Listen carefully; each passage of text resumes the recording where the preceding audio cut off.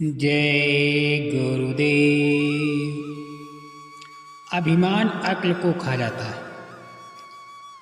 एक बार तान्विक को घर के मुखिया होने का अभिमान हो गया कि उसके बिना उसके परिवार का काम नहीं चल सकता। उसकी छोटी सी दुकान थी, उससे जो भी आय होती थी उसी से उसके परिवार का गुजारा चलता था। क्योंकि कमाने वाला वो अकेला ही था, इसीलिए उसे लगता था कि उसके बगैर कुछ नहीं हो सकता। वो लोगों के सामने डींग हाँका करता था। एक दिन एक संत के सत्संग में पहुंचा। संत कह रहे थे, दुनिया में किसी के बिना किसी का काम रुकता नहीं। ये अभिमान व्यर्थ है कि मेरे बिना परिवार या समाज ठहर जाएगा।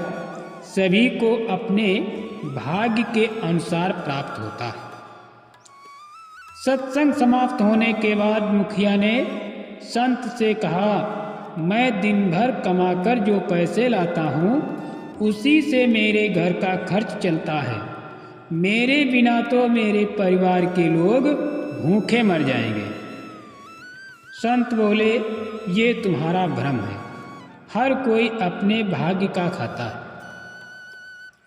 इस पर मुखिया ने कहा, आप इसे प्रमाणित करके दिखाइए।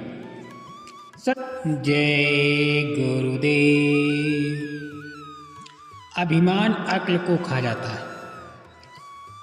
एक बार तान्विक को घर के मुखिया होने का अभिमान हो गया कि उसके बिना उसके परिवार का काम नहीं चल सकता। उसकी छोटी सी दुकान थी, उससे जो भी आय होती थी उसी से उसके परिवार का गुजारा चलता था।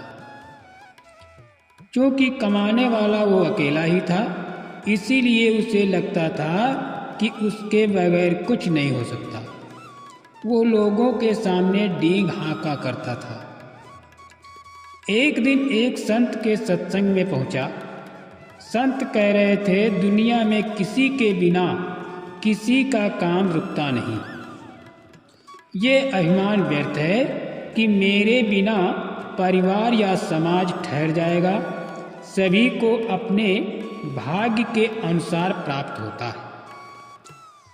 सत्संग समाप्त होने के बाद मुखिया ने संत से कहा, मैं दिन भर कमाकर जो पैसे लाता हूँ उसी से मेरे घर का खर्च चलता है।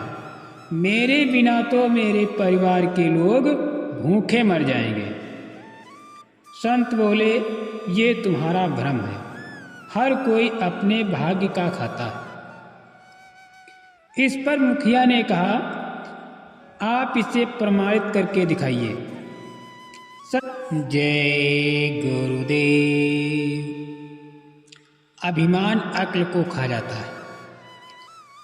एक बार तान्विक को घर के मुखिया होने का अभिमान हो गया कि उसके बिना उसके परिवार का काम नहीं चल सकता। उसकी छोटी सी दुकान थी, उससे जो